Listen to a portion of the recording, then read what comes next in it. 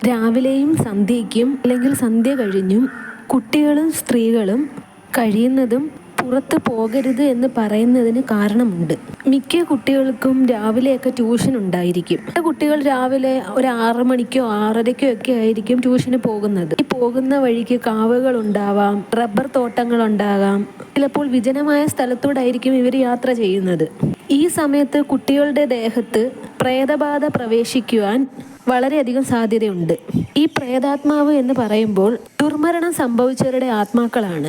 ജീവിച്ച് ആഗ്രഹം തീരാതെ ആക്സിഡന്റിൽ മരണപ്പെട്ടവരാവാം, അല്ലെങ്കിൽ എന്തെങ്കിലും കാരണം മൂലം ആത്മഹത്യ ചെയ്തവരുടെ ആത്മാവും ആകാം.